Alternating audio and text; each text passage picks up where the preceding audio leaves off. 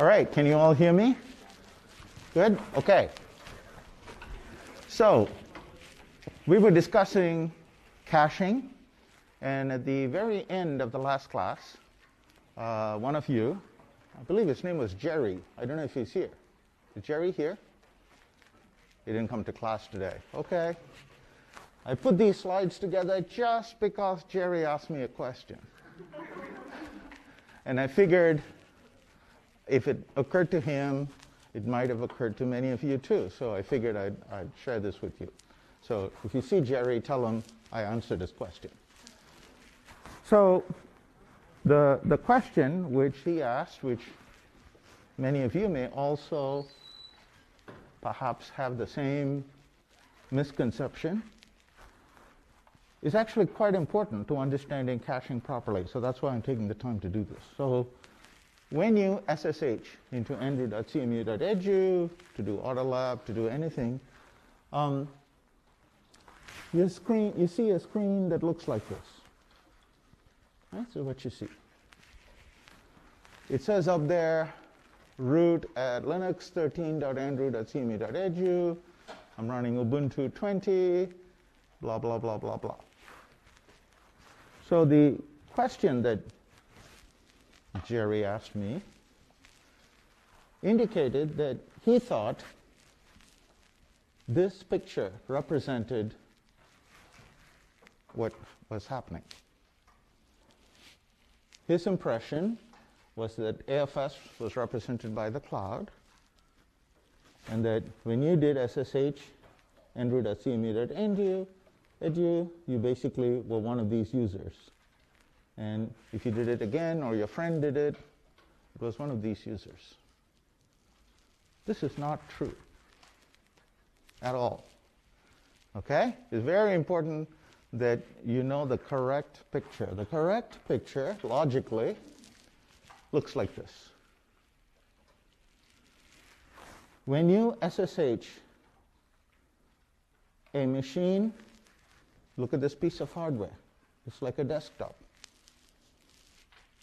That desktop is as if it was given to you in Syed Hall for this SSH session. Until you log out, this machine is yours exactly like the machine sitting under your desk. Nobody else uses it. And it's a full-fledged machine. It has its own Ubuntu 20.0 operating system, as you saw in that header. You can imagine, say, a room as big as this, filled with desktops in Syed Hall. And, you know, some of them are idle, some of them are in use. And whenever anybody in class or from other classes SSH, there's a piece of software that says, let me find an idle machine, and then gives it to you. And then when you're done, it gives it back to you. Yes? Quick question with this machine switching, how does like the sharing of ports come into this? Because Wait. How does what? The sharing of ports come into this, since in Project 1 we noticed that we would have server port clashes with our friends when we try to like run the server at the same time. And that, since it was a single machine each. So I believe that you may not, in Project 1, were they getting an entire machine to themselves? No, they weren't getting entire machines. So I think this picture's right, except I think when machines are loaded, they do put multiple people in the same machine. They do what? They do share multiple. Oh, okay. So basically, there's a further level of sharing even of one machine, okay, which is why you had the port issue. But it is possible to ask for an exclusive machine of your own, in which case you'll be given a machine of your own, okay? And my story here is being told with that as in mind, okay? So this is the picture. AFS, I'm showing it here as a single cloud, one server. It's the easy way to think about it. In practice, AFS actually has many servers also, but there's more complexity than we need to deal with. Let's pretend AFS is just one server. Each of these clients is a client of AFS. So in the discussion in today's lecture and tomorrow's lecture and in Project 2, which Babu will introduce later today, you'll be writing code on the client side for these guys, and you'll also be writing code on the server side. Okay, now, having a big room filled with machines is exactly how this used to be done until 10 years ago. Okay? But, you know, it's a big pain. Each one of these needs to be maintained. It's noisy. Today, the reality is there's some even more monstrous pieces of hardware which are divided up virtually into multiple desktops. You're going to study this in about 4 lectures from now. I'm going to go into great depth on these things. But for now, just think that instead of being given a physical desktop, you're being given a virtual desktop. And in this picture, I've assigned 1 user per desktop, but as Babu said, unless you explicitly ask for exclusive control of a virtual machine, you are assigned just as these are treated as time-sharing machines, so you may have multiple users per machines. Each one of these fake desktops is referred to as a virtual machine instance. Okay? Now, here's the important point. For thinking about caching, from the viewpoint of today's lecture, next week's Thursday's lecture, and so on, as well as Project 2, the correct picture is this picture. What you are going to be implementing is, instead of modifying the operating system inside this machine, you're going to be adding over here on each of the lines, you're going to be adding a caching proxy. Okay? And Babu, is the caching proxy shared by multiple users or one per user? Multiple users. So you're going to be adding a caching proxy which might be shared by a bunch of people. Yes? So you're Jerry. Yes. I asked you, this is slides in response to your question. Thank you. Wait, so what is really the difference between Project 2 and Proxy Lab in 2013? Between Project what? Like the Project 2 and Proxy Lab in 2013. I don't know. What is Proxy Lab? Well, I'll tell you what. I'll turn the question around. Do Project 2, then tell us after you finish it what is the difference. And if it is identical and you learn nothing, then we will change the project for next time. You're the first person who has asked me that question, and I don't know what 213 does in Proxy Lab. Okay? Any questions about this picture? This is the picture I want you to keep in mind for reasoning about caching. You don't need, you could reason about this, but as you can see, it's got more moving parts. Logically, it's identical to the previous picture. There's no benefit to thinking at this level of detail. Right? Just as, if you look at this, inside each desktop, there might be multiple cores, there might be a GPU, right? There might be discrete components. You don't think of all those things. You just think of it as a box. Right? So this is very often solving the problem correctly requires reasoning at the correct level of abstraction. This is the correct level of abstraction. You have a shared server and multiple clients, and you're going to be writing a proxy that would be put, say for these 3 guys, you would create a shared proxy. Maybe these 4 guys might be in some other part of the country, and they would have another proxy. So, or if these were fraternities, these 3 are fraternity brothers or sorority sisters. These 4 people are another, and each fraternity has its own proxy. Right? So you can think about this multiple ways. Okay? Any other questions? Yes, Jerry. Like in my experience with using AFS, I never experienced delay when trying to like request files. But say if we want to request like That's a very nice compliment, by the way. Thank you. Lucky you.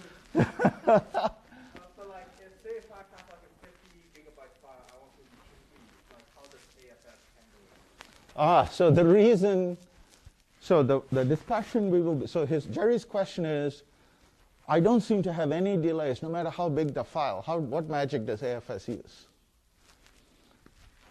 So I'm going to tell you a story for caching today, which if it were literally true for the version of AFS you use, you would experience delay. Okay?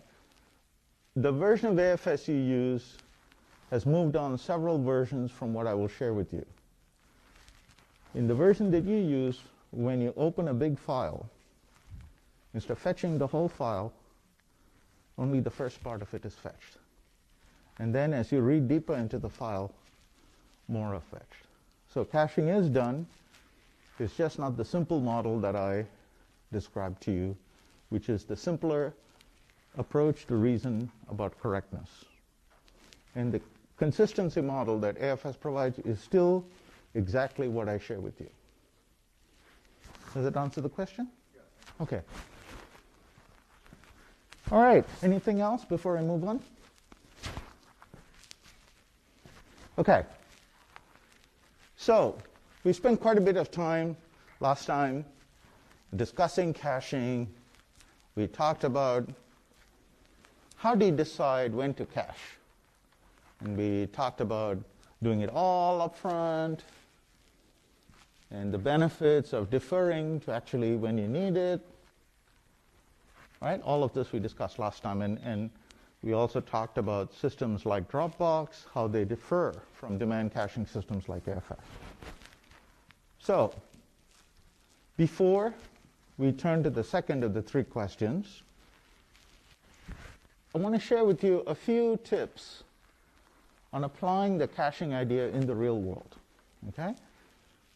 So first and foremost, exactly as Jerry just asked, the cost of fetching a file, fetching an object, many times depends on how big it is.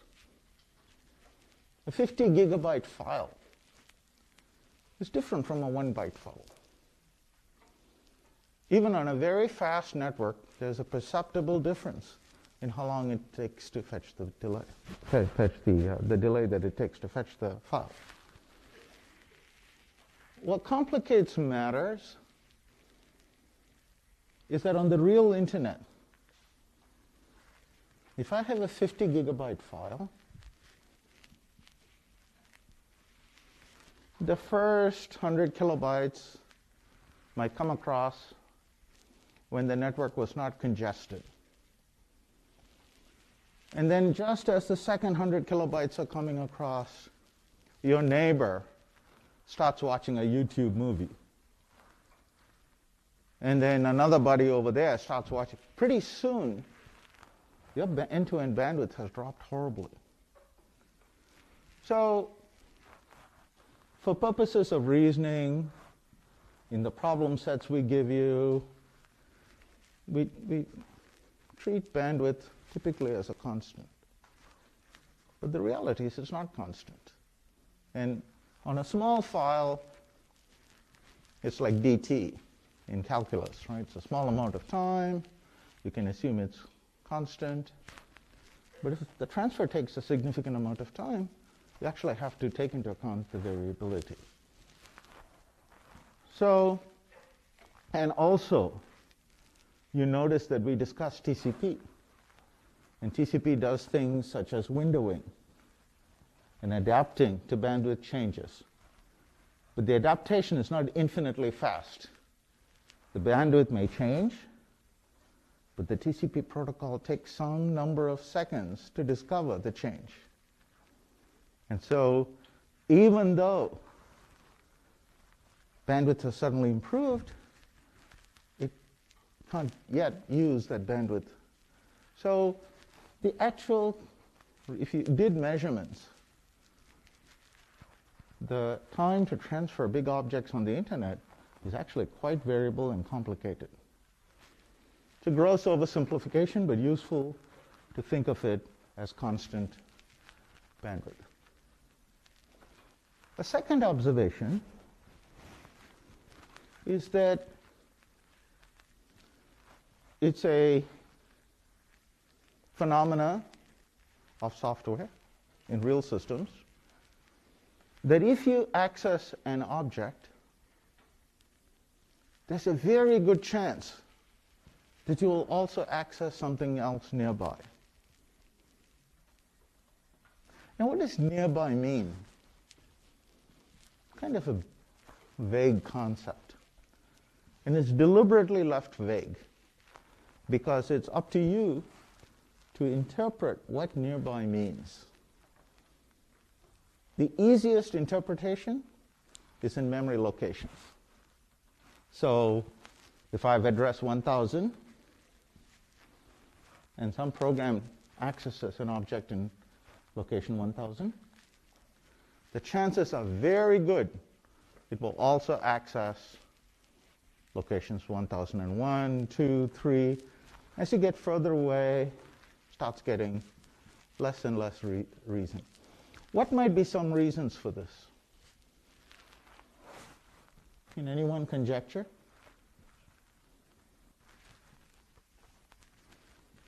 Yes? Like if data stored in a data structure like an array is all consecutive memory locations. Can you repeat that? So when data is stored in like a data structure, like an array, all the data is... Perfect.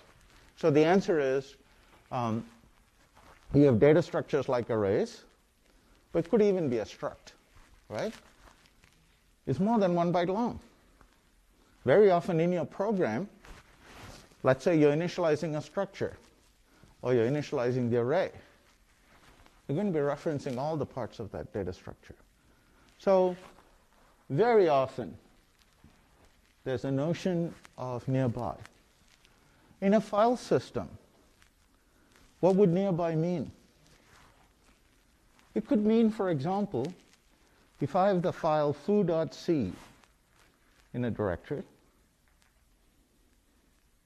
and there is a file called foo.h in the same directory, if I access foo.c, you think the chances are good I'll be accessing foo.h soon. Especially if I'm a compiler, I open foo.c, I read into it, and within the first few lines I see include foo.h, I'm going to be opening foo.h. So directory structure is a very good clue. If I read a file in a directory, the chances are very good I'll actually access something else. So these are just two examples, memory locations, file systems. But remember, this idea of nearby can be much broader. Think of a social network, Facebook, for example. Friend of defines a nearby relationship. If this person loves classical music, the chances are good that other people who are nearby to her in the social network might like the same kind of music.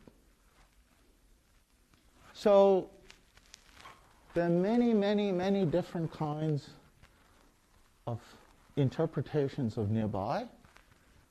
No rules, only your intuition, your understanding of the context to find out the right way to interpret nearby. But if you are correct, then when object X is accessed, you can prefetch object X plus 1, X plus 2. How far, how aggressively, depends on you. But the fact that you can do this, and it's not going to be wasted work, that in fact, when the request comes along to actually use X plus 1, It's already in the cache. It's a cache hit instead of a cache miss. Right?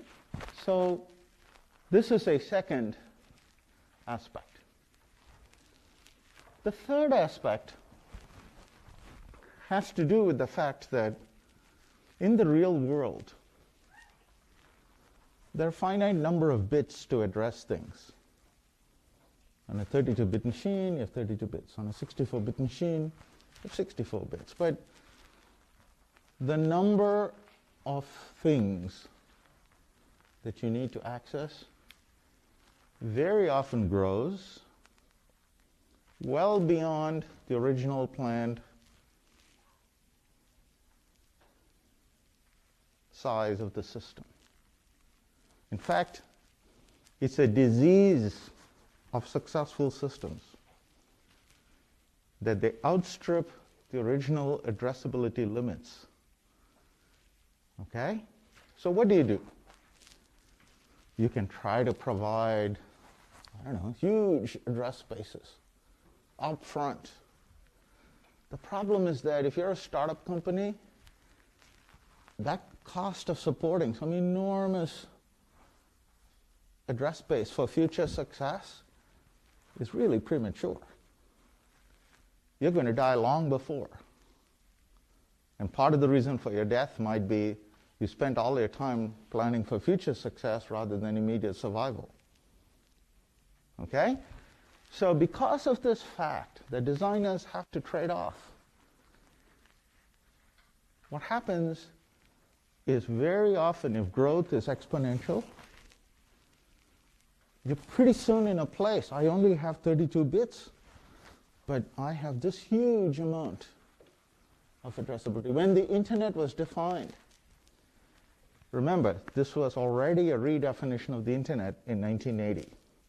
There had been a previous ARPANET, and learning from the lessons, they created internet. IPv4. In 1980, nobody thought you would ever want to connect more than 2 to the 32 machines in the universe. That was such a big number. Back then, a machine was a mainframe. All of CMU had one machine. Maybe we had 3 machines or 5 machines, but it was small. To then, 20 years later, every person at CMU had a machine. So from 10 machines, order of magnitude 10 to the 1, it very quickly became order of magnitude 10,000, which is 10 to the 4. All right, so 3 orders of magnitude jump. Now, each of you has 10 machines. You have your laptop, your desktop, your smartphone. That's already 3 out of 10. Right? Plus maybe you have a Mac and a Windows machine. Right? You quickly add up. So 1 more order of magnitude. They're not enough. Every one of them wants to be connected to the internet. There are now more machines wanting to be connected to the internet than there are addresses. Right? So this phenomena happens, and it's a fundamental difficulty. When you're small, survival is all that matters. Success consists of surviving to the next quarter. Okay? Planning for some distant future where there's going to be phenomenal growth just seems ridiculous, and in fact, you cannot afford it. So, very often, remote data has far more items than you have addressability. So the way you handle this in practice is to change the interpretation. At the level of memory, the unit of addressability is a byte. But when it comes to files on a server, you might choose to just address files by number. You don't actually say to the server, fetch me byte number 23 of file number 350. You say, fetch me file 350. You get the file locally, you open it, and then you look at byte 35 or whatever byte you wanted to look at. So this means that remote data is much more coarsely addressable than local data. This is another real fact about distributed systems. Okay? So the combination of all three suggests that when you get a cache miss, rather than being very precise about only fetching that one byte that you know there's a miss on, fetch a bit more. And another way to think about this is, imagine when a cache miss is like sending a truck, sending a request, an RPC, to some remote site, say Philadelphia, and it brings back bits, which is the reply packet. Now the truck is going to pay the cost of going to Philadelphia and coming back, whether you bring back one byte or you fill the truck. Which do you think is more sensible? Filling the truck. Because the worst that's going to happen is Murphy was watching.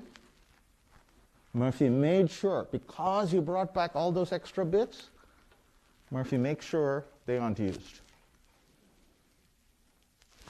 But did it cost you more in performance? No. What was the performance cost? What cost did you pay by doing this? Took a little longer to load the truck and to unload it. Okay, so the few copies at the two ends, that are a little more. And then locally, you hang on to all these bits, so your malloc is bigger than one tiny amount.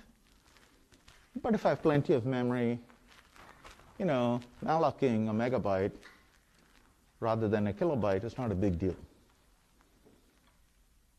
So often, this heuristic, remember it's a heuristic. All heuristics can fail.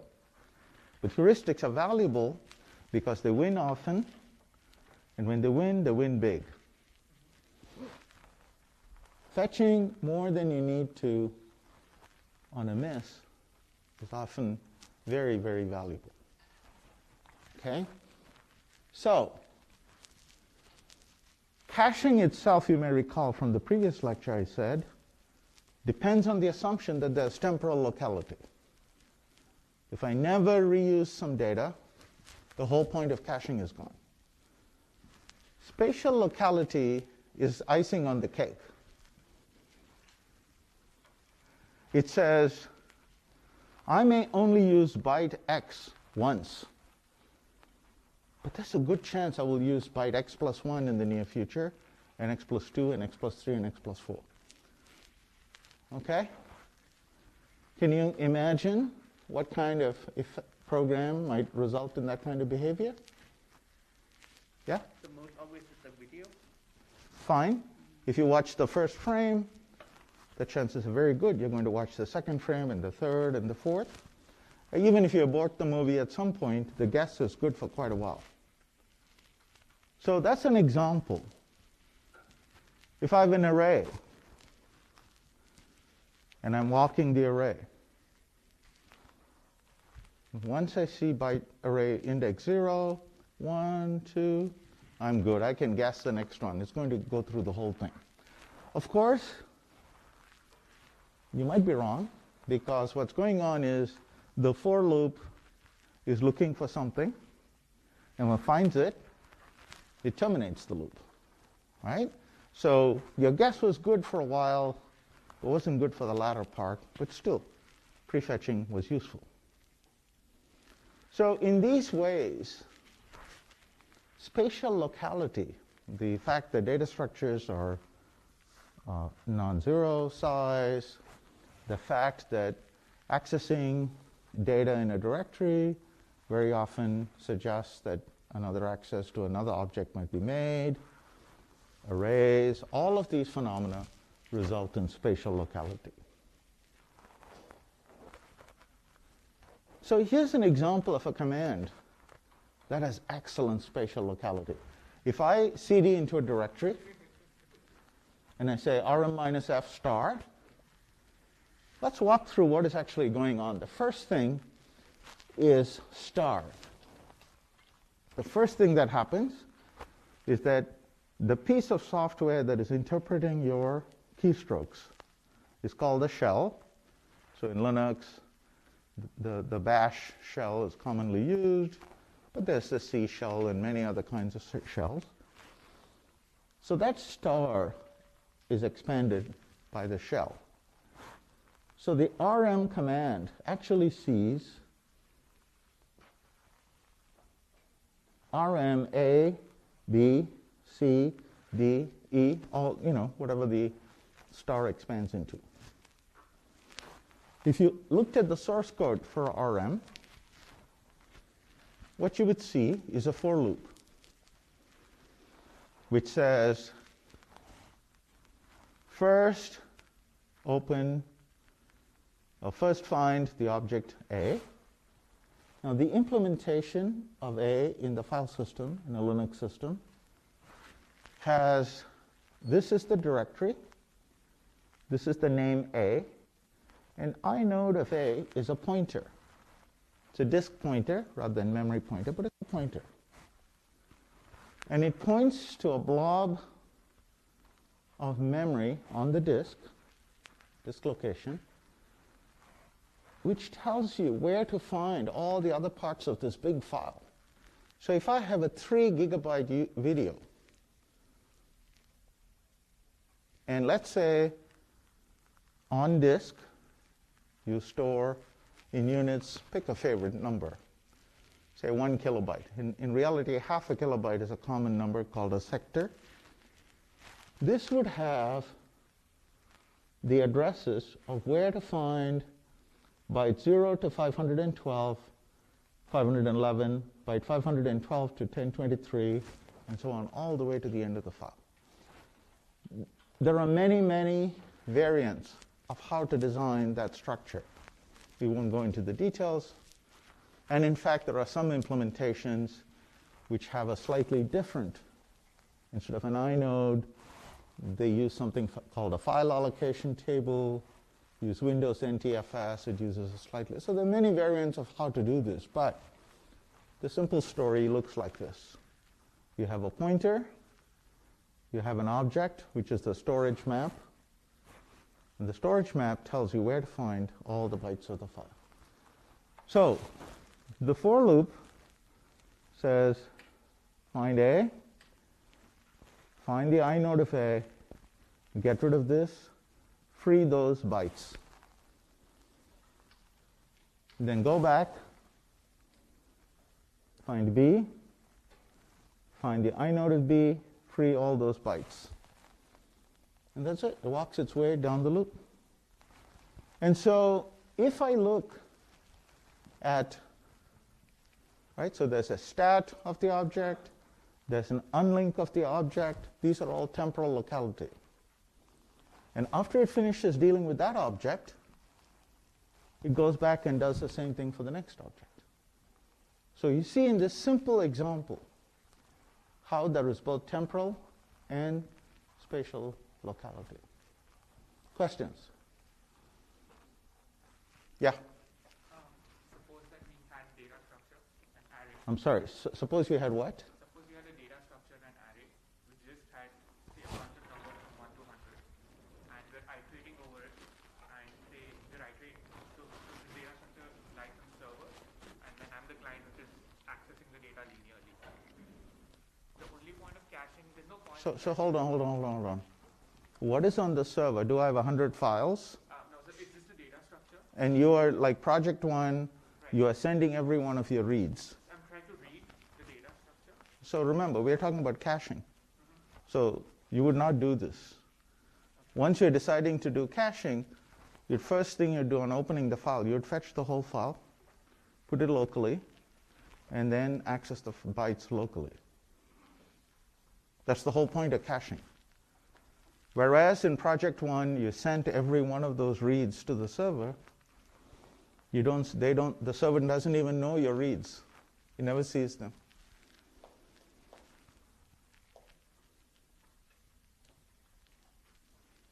It sees you're open and sends you the file. That's it. It doesn't know what you did. What you do in the privacy of your address space with a file is your business. Other questions? Yeah.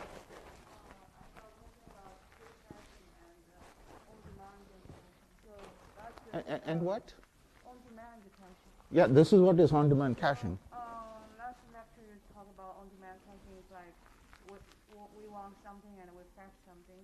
But if you fetch a lot more than you asked in the prefetching, so what is the difference?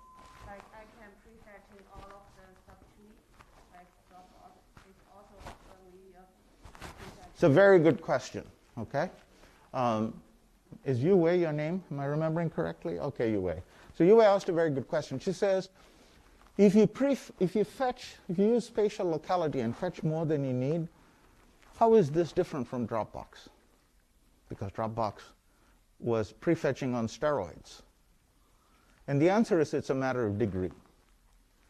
To prefetch items in a directory, this may be 5 items, 10 items, is a difference in scale, right, between fetching the entire subtree. So it's a matter of magnitude, not purely of whether you just fetch on demand or fetch and prefetch. Okay? So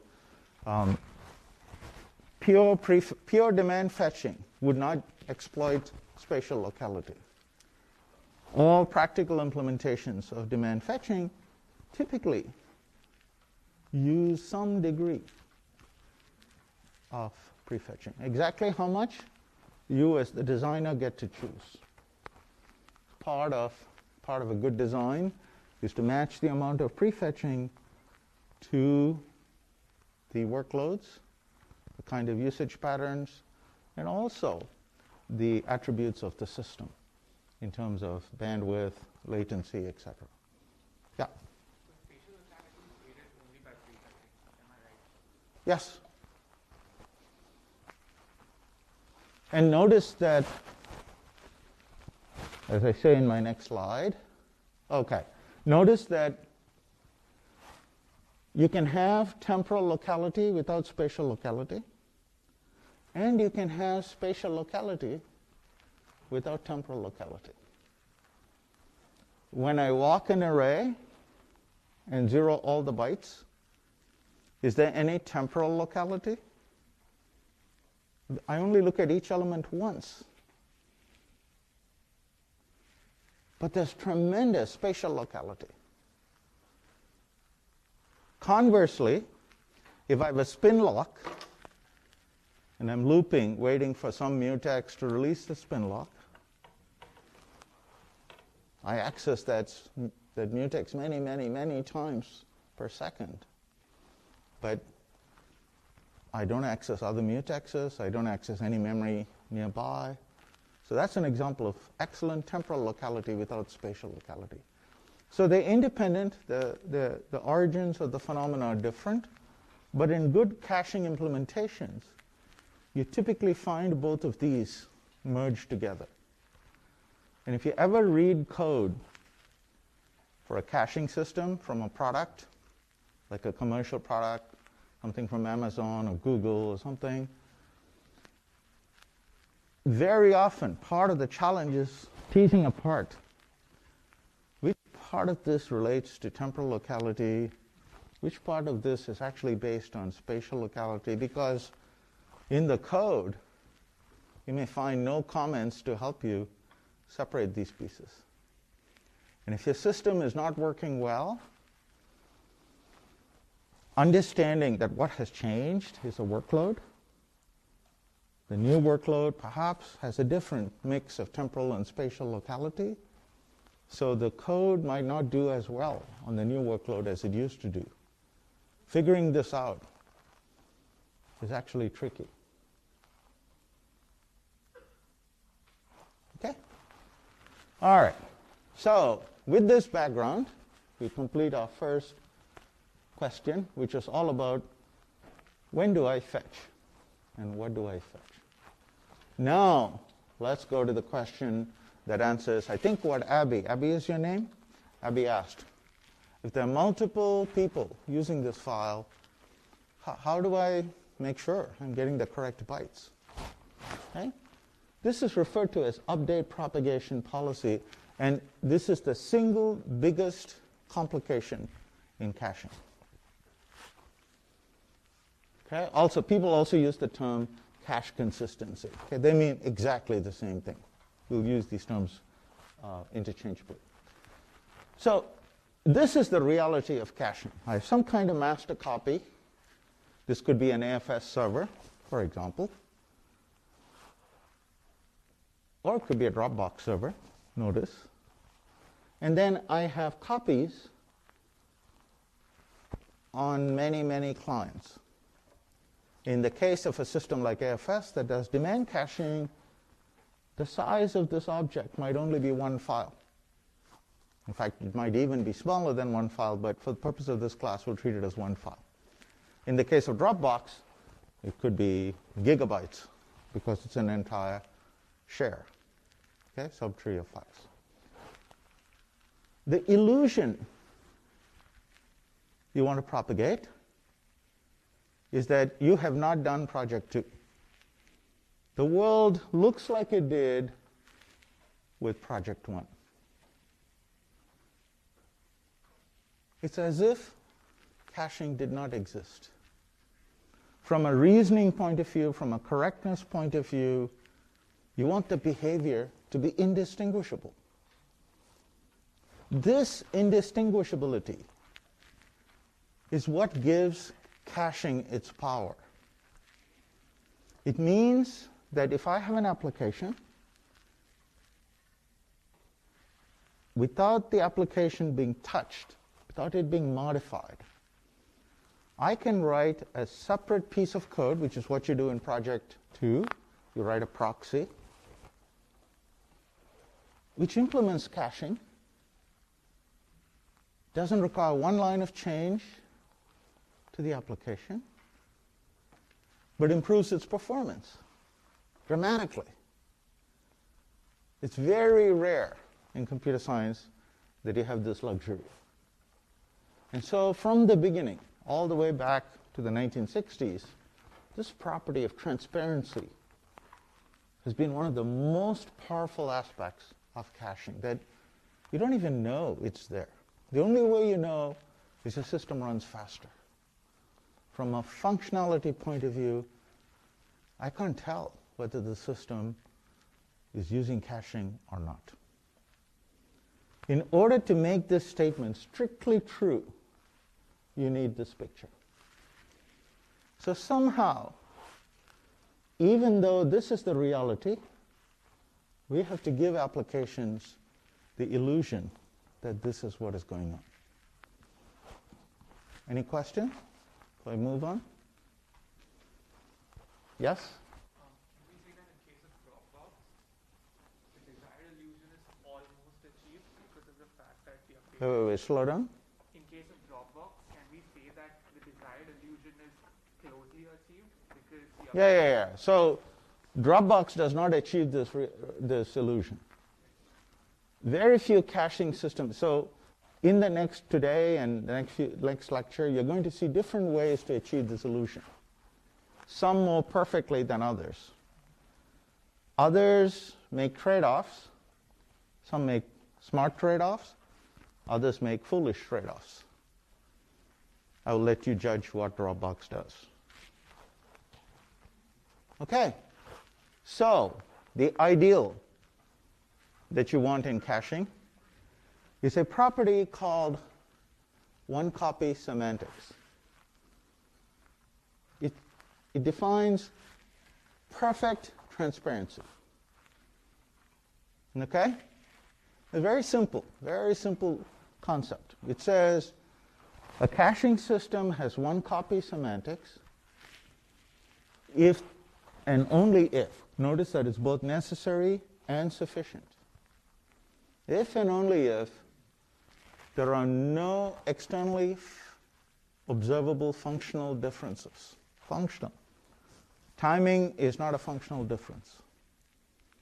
I cannot write code on multiple clients where you get different answers depending on the speeds of execution.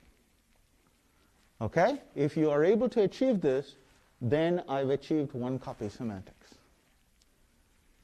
If I do not achieve this, if it is possible for me to write some code where depending on which machine runs fast, which slow, Murphy is sitting on the network, slowing down some packets, if nothing Murphy can do, okay? So a one copy semantic system is Murphy immune. It's like race conditions in concurrency. If your locking is correct, nothing can cause you to have a wrong execution in terms of concurrency. Same idea here.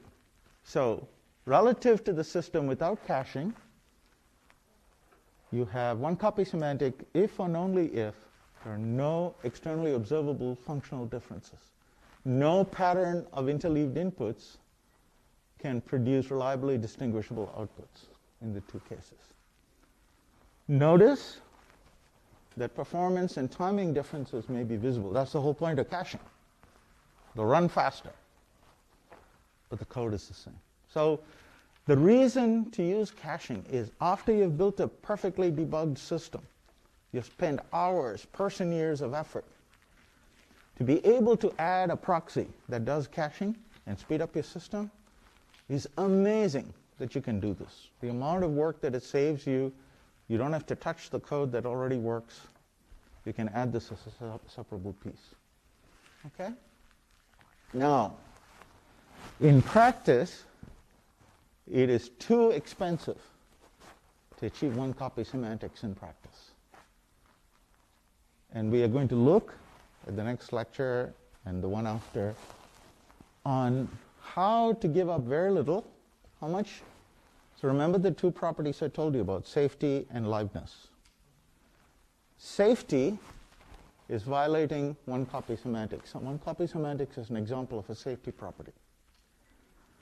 So what you want to do is sacrifice as little safety as possible, and if you can be precise about it, that helps, while remaining scalable. In other words, I can have 1,000 clients or 10,000 clients or 1,000,000 clients and the system still works efficiently and correctly. If I can do that, then I've achieved a scalable approximation to one copy semantics. Yes? I'm a bit confused on how we can have no these inputs being different in two cases, even if we actually do have one copy and no. No. The outputs are not different. The inputs can be very different. Yeah, I mean for the outputs, because if two people writing, wouldn't the order when the writes come in change it, even if you have actually one copy in the server? Like if you write to the start of the file, two people write to the start of the file, and wouldn't the order when it comes in be what's at the end? The question, we will need to take into account, to frame the question correctly, you have to take into account the delays in the system, right? Because person A with a 1,000 millisecond latency may do a write. Person B with a 1 millisecond latency may also do a write. But person B's write in absolute coordinate time happens after A. But A's RPC is taking 1,000 milliseconds to arrive. At the server, the first RPC to arrive is B's RPC. So it's like writing B's value. Now, after 999 milliseconds, A's RPC arrives, and A's write is imposed on the data. So in that case, A occurred before B. But if A and B trade places and do the same thing, of course, or if the network speeds are changed to be the other way around, you'll have the other order. What this says is that your original program was buggy. You should have had a mutex between A and B in the first case. So this statement is relative to correct implementations in the first place. A correctly implemented code with locking or mutexes, however you do your concurrency control, will preserve its execution order. So if the logic had client A acquire the mutex first, no matter how slow the network, you'd be guaranteed that B would be blocked waiting for that mutex, would not even attempt the write, and therefore this would be trivially true. But in a system in which concurrency was correctly implemented with zero delay, in the zero delay case, caching will not, correct caching with one copy semantics will never change that. That's the point. This is actually a very important point that he asked, which is there are many implementations in the world which are wrong. In fact, one of the big troubles is you have to be bug compatible with the original implementation, because people have come to depend on the buggy semantics. If you actually fix it and correct it, you'll have a lot of unhappy users because they have become dependent on the original. Okay? So we are going to drill down. Yes, question? It's an extension to this question. The idea of one copy semantics is mathematically being able to define only if you have some kind of a concept of global time which is defined. Yes. Like, what is the global time? If there is some concurrency control, that means you need to have the concept of global time, and you need to have, relative to that global clock, events ordered in the system. In the absence of caching, if you have a program that was correct and immune to speed differences, then adding a caching system with one copy semantics will not change correctness. If your original program was buggy, all bets are off. Okay, so I'm going to turn it over to Babu, who is going to tell you about Project 2. Okay, and I'm going to explain the approach to caching that we will be using in Project, in what he's describing, in the very first thing in the next class. Okay?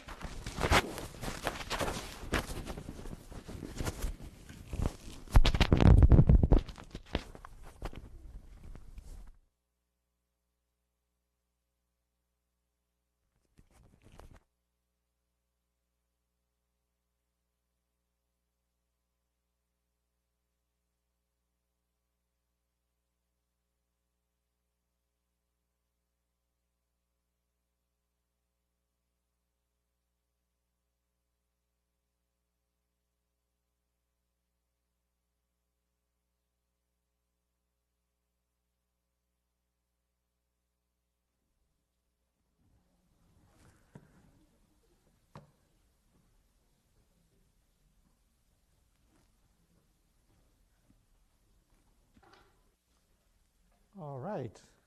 Okay, can sound good? All right, great.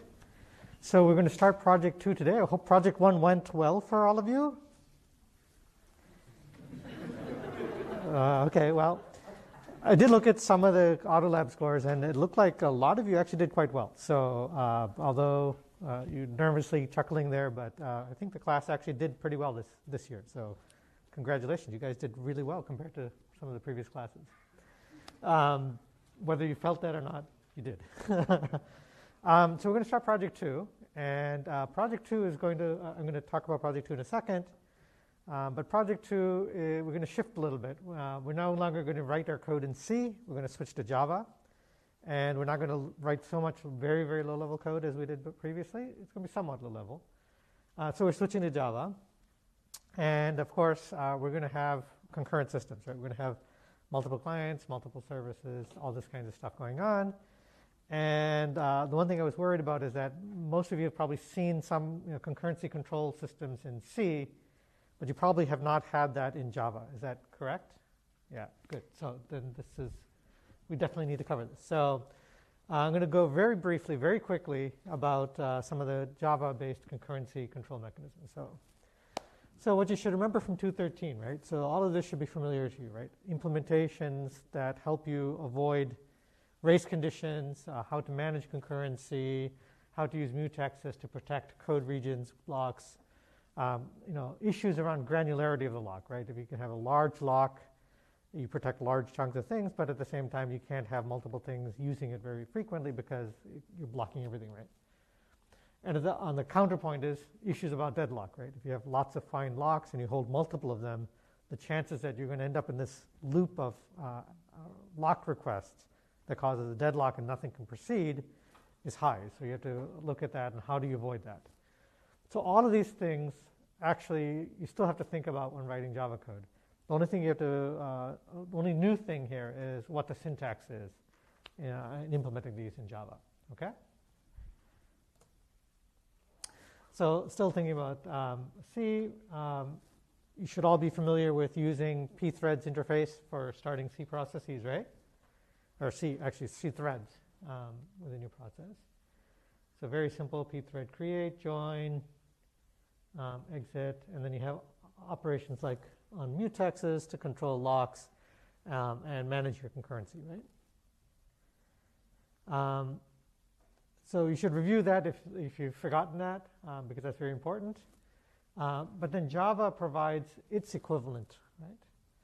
And for Java, since everything's based on classes, we use the thread object or thread class to define a thread. And it's actually very, very, very simple to do. It's actually much easier than in C. You just define your own class, call it my class. It extends thread. Thread is the built-in threading class. And within that, you need to define a method called run, which actually does whatever you want this thread to do. Okay? That's it. And then once you do that, you've defined your thread class. And then you can launch your thread by saying thread t equals new my class. So you create a new instance of that thread class you've created. And then you call t.start. When you call t.start, it launches a new thread and does whatever you put in your run method. Very, very simple. You can put whatever you want there. It'll keep running, and it'll exit once that function returns. Yes, question? The extend means that my class is inheritance from thread, right? That's exactly right. So it's a class inheritance, and you're basically saying that thread is this really, really complicated class. I want everything there, and here's my modifications to it. Right? And the only thing you're modifying is what you actually want to run. Okay? Great. Any other questions? Yes? Will it always be public? Good question. I believe typically it's always public. I'm not sure what happens when you don't make it public because external to that class, you won't be able to access it. So I'm not 100% sure.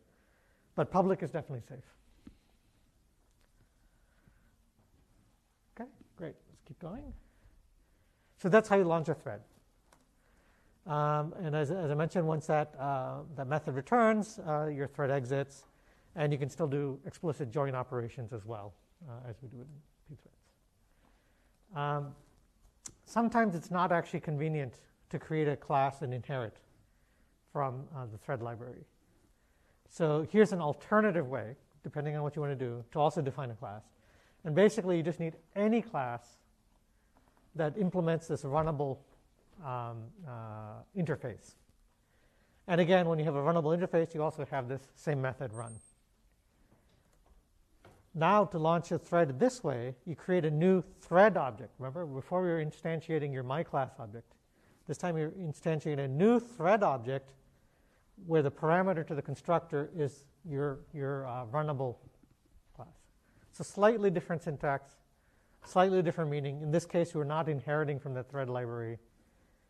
Instead, you're just creating something that the thread library can use. And then when you do this, I believe will automatically instantiate the thread and call the run method on it when you do this. Yes?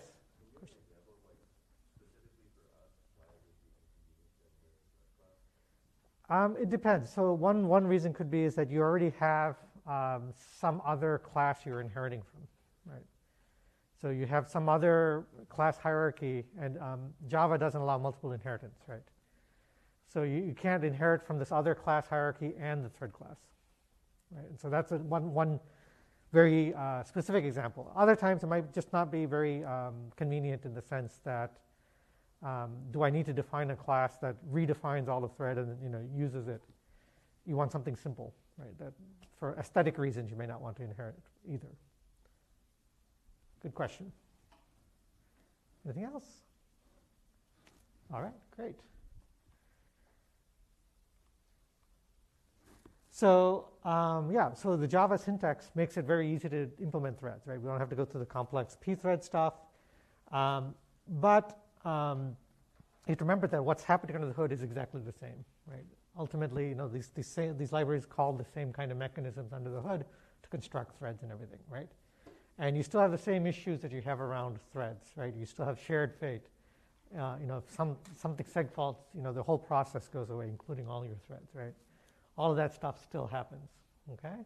And you still have to worry about sharing. How do you share data between your threads, et cetera? So let's take a quick look at a simple example of race conditions. So here we have a very simple, let's say, an account balance. There's a float balance, and it has a very simple method, deposit, that just increments the balance. So if two threads are updating these balances at the same time, what's an example of what could happen, right? This is probably a classic thing you probably looked at in 213, right? So if we look at it, we start here. This is time. Time goes across the axis here. So thread A is running. It wants to add $1,000 into your account, right? So it reads the balance there. The initial balance is 100. Meanwhile, thread B starts and wants to deposit a nickel into your account. All right, it starts running, reads the balance there. Now what happens? Thread A continues. At some point, it gets scheduled back in. It writes a balance, $1,100. Things are looking good in your bank account balance there. And then what happens? Then thread B finishes, and it writes $100.05. Are you going to be a happy camper? Probably not, right? So this is the example, this is what you would happen with pthreads, but the same thing can happen with Java threads as well. So how would you fix it? Well, you would need a mutex, right? So how do we do this in Java? So this, of course, is the kind of the C version of this, right? We just put a pthread, you get the lock on the object, and then unlock at the end, right? Before you actually access and do the read, modify, write.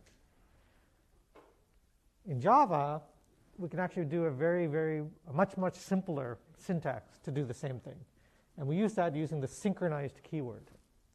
What the synchronized keyword does is that before that method is executed, it will grab a lock and won't release the lock until that method is completely done. Right? So that completely solves this issue, right? So we can start here. We enter the synchronized method, so the thread A is already holding the lock. Read the balance. B comes in, but it blocks because it can't grab the lock. Thread A already has it. So we go back to A finishes writing. Now B acquires the lock, does the read, does a modify, does a write, and everything's good now, right? So you may actually wonder, where is this lock? Anybody wonder that? It's actually a very good thing to wonder, because it turns out every object in Java has an implicit mutex associated with it. If you want to use it, you can. So when you call the synchronized on this method, you're actually using the mutex object that is associated with that class instance. With the class instance. So it's a very fine-grained lock. Okay? So synchronized makes it really easy to do this, but you have to remember that this is just syntactic sugar, right? It's just a very nice, simple syntax for implementing this, but under the hood, it's doing exactly the same thing that pthread locks would do, right? At the beginning of the function or the method, You're actually acquiring a lock, and at the end, you're releasing the lock. You have to remember that because you can still create deadlock situations using synchronized, okay? Synchronized doesn't magically solve those problems for you, okay? And remember, fine-grained locking is one of the ways you actually get into deadlock situations. So with this intrinsic fine-grained lock, you have to be really careful, right? And so this is the kind of equivalent code of what's happening.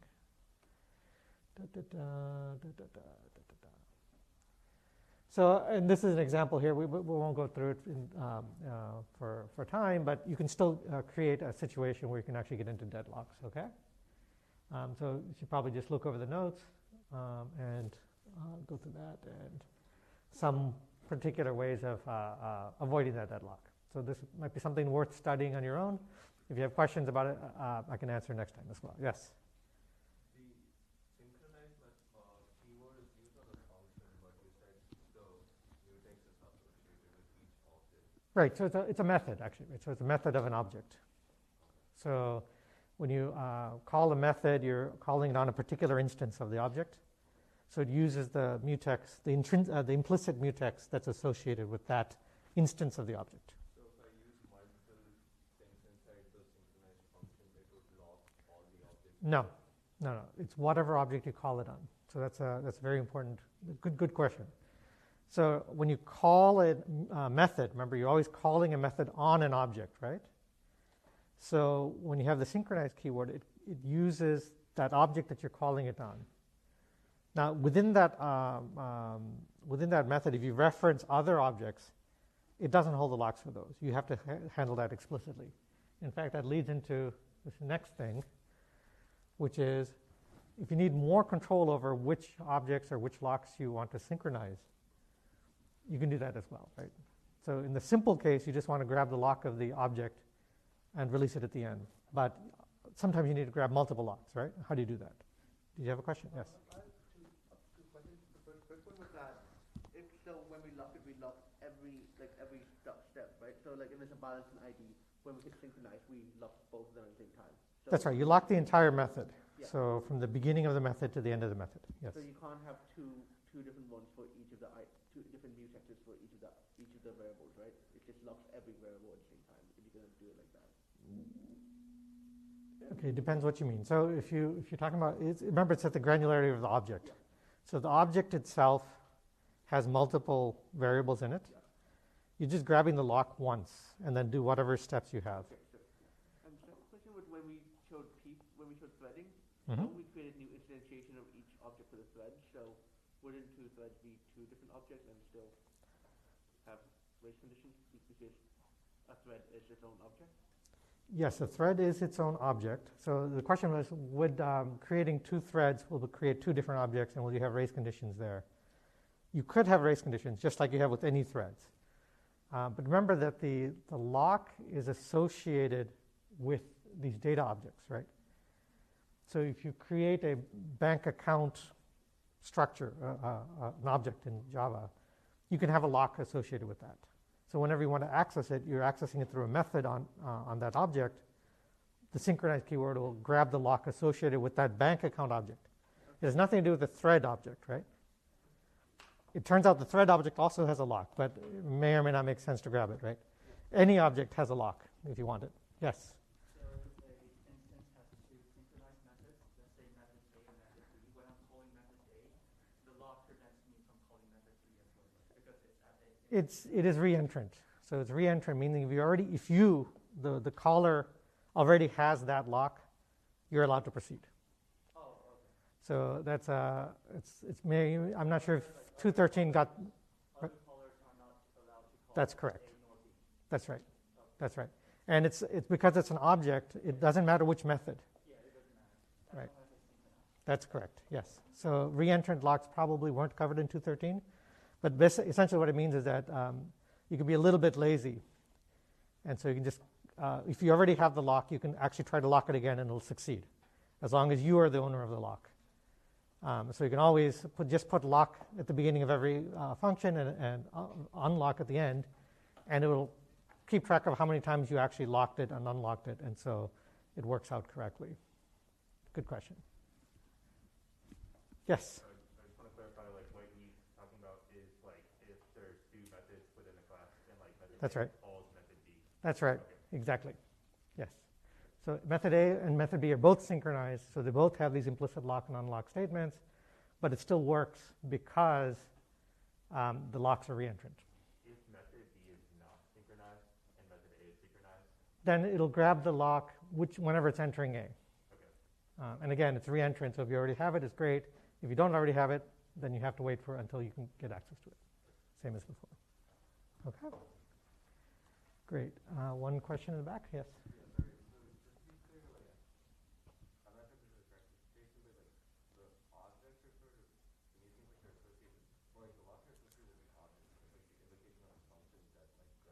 That's correct. Yes. So the question was, are the locks associated with the objects, but it's the actual execution of the methods that actually acquire the locks and release the locks, and that is correct. That is the right way to think about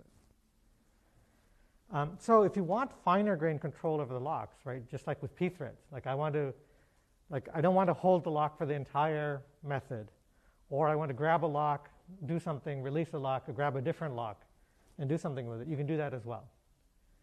And the reason you can do that is because, as we mentioned, every object in Java has an implicit lock associated with it. So we can actually just define a random object. And we don't actually use the object for anything, but we can actually use it as a lock. We can actually we can use it to do whatever. We just want to grab the lock of that object before we do it. And we can use that using this synchronized statement, right? And that's right. So this is not just a synchronized keyword when defining the method. Now we're saying within our definition of what we're trying to do, we have this kind of block that's called synchronized, and we provide it as a parameter of the object that we want to grab the lock from. And it's going to hold that lock while you do all this stuff inside that parenthesis. Right? So this is the same as saying pthreads lock the object lock at the beginning, do these things, and then pthread unlock at the end. And so this lets you do critical sections wherever, not just at the level of the whole method. You can do this anywhere you want. And like I said, you can define any object for this. So you can just create an empty object and just say, this is my lock for whatever purpose. Yes?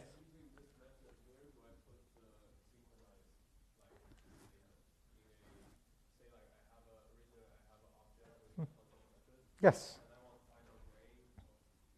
Right.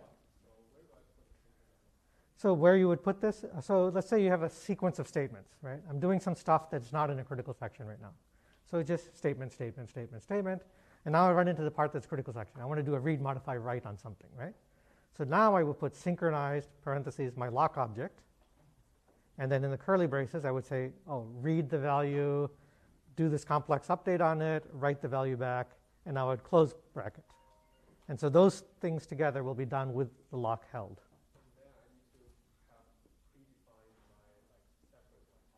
That's correct. You will have your object predefined. Object instance, you have to remember, it's not just the class definition. It's actually, you have to create an instance of it. Yes, in the back.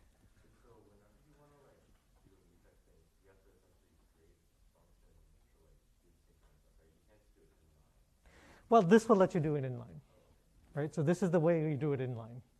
So the prior method was great because it has very minimal syntax, but it requires you to do it at the whole method granularity or whole function granularity.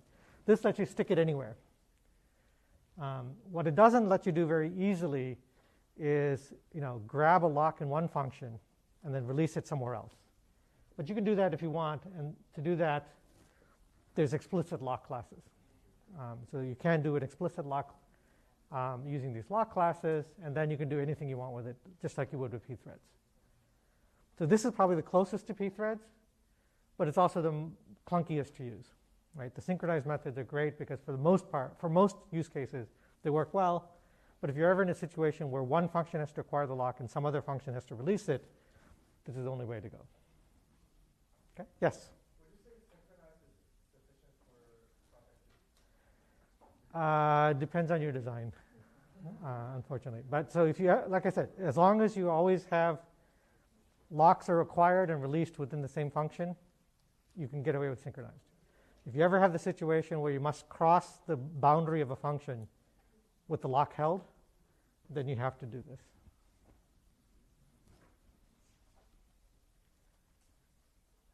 So I'll skip over this. You probably won't need this, but condition variables. I'm sure you've covered those in 213 as well.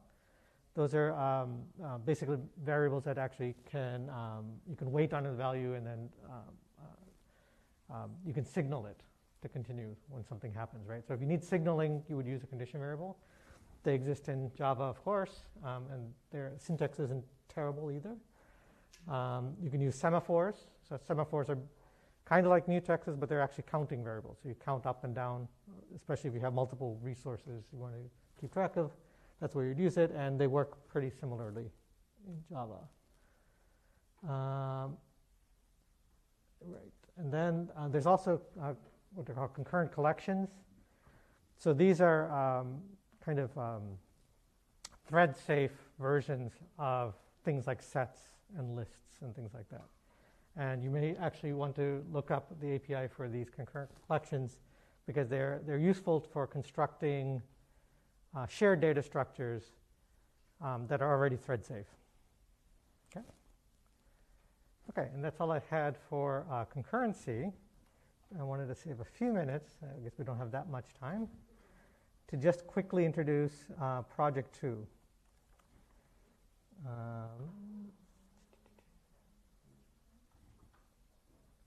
So Project 2, it should be out. It should be already on the website and on Autolab now. As we said, the idea behind this is going to be caching, right? Caching is the main topic. But we're going to build on something that looks very similar to Project 1. So again, we're going to have a simple like 440 ls, 440 write, 440 cat programs. We're going to again use interposition, except we're going to provide the interposition code for you this time. So you don't have to write, you don't have to worry about writing low-level RPCs again. I promised that last time. That's still true. So we've already done that part for you. And so the difference now is we're going to run these programs. We're going to provide you the interposition library. What you're going to write is this caching proxy. So there's going to be an extra thing between the client and the server that's going to do whole file caching. And that's the important part, right? So when you call an open, when that gets to the proxy was going to talk to the server, grab the whole file, put it in its cache, and then all subsequent operations like the read, the write, lseek will be done between the client and the proxy without ever going to the server. And if you're modifying the file, only then, if you're on a write, after the close, do you push the new contents of the file to the server if need be. And the idea is that we want to use AFS-like semantics. I think we'll talk about that next time, right, Satya? Right. Right, so we'll talk about that on Thursday. So we'll use AFS-style semantics. We're not going to do exactly once, since that's too hard anyway. So something slightly lighter, and that's the plan for this class, okay? So we're going to provide you this. We're going to provide you an interface. It's an empty interface, mind you. So it's a class that defines open, read, write, and that talks to this interposition library, which, again, we provide for you. You have to write the Java code to actually handle all those operations, okay? And the write-up will include the exact definition of those and how to use them, okay? So the key thing is that it has to be whole file caching. So when you open a file, you have to go check to see whether it's already in your cache. And if it's not already in your cache, go fetch it. Or if it's already in your cache, is it still the most recent version? And then go fetch if it's not. And then, but if it is already the most recent version, you don't need to go fetch it, right? That's the whole point of caching. And then you want to make sure that on every other operation, you don't go back to the server. You want to handle that in your proxy. Okay? And that'll save, if you assume that this is across the internet, it's going to save you a lot of latency on these operations as well. Between the client and the proxy, we're providing the RPC library. Between your proxy and your server, which both of components you're going to be writing, we're going to use RPCs that Java provides. And we're going to use what's called Java RMI. Okay? And I'm going to talk about that next week when we have more time. But again, you don't need to write the low-level RPCs for that as well. Okay, the RPC receiver class is the interface that we provide. You need to provide AFS type session semantics, which we'll talk about next week as well, or on Thursday as well. And ultimately, we want to have a highly concurrent system.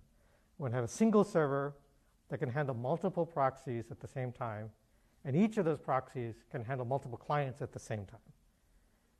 And unlike Project 1, I don't think we had concurrent access to the same files in Project 1. In this case, we will have concurrent access to the same file. Okay? So that's something you have to be aware of for checkpoint 3. For checkpoint 1 is going to be kind of the light version of this. We're not going to have a server in checkpoint 1. You only have a proxy and the client.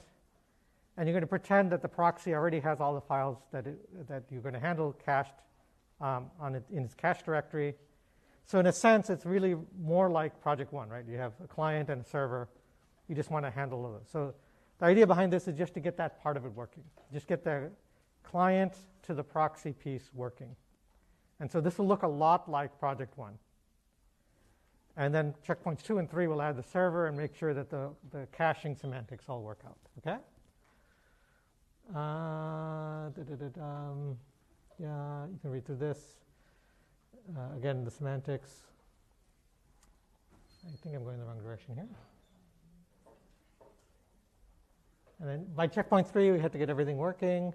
Couple of things. Again, this is another instance where the code you're running actually may leave your file system on your account open to the internet. So please don't leave your server or your proxies running. The proxy supports this one little quote-unquote security where you provide a PIN number as an environment variable. That's not really secure. That's just to avoid accidental connections between your client to somebody else's proxy. That's about it. That's all it does. But it's not secure. So please, please, please don't leave it running. Someone can hack into your account. Okay.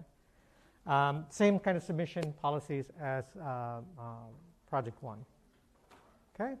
Any quick last questions? All right, great. Get started, and we'll see you on Thursday.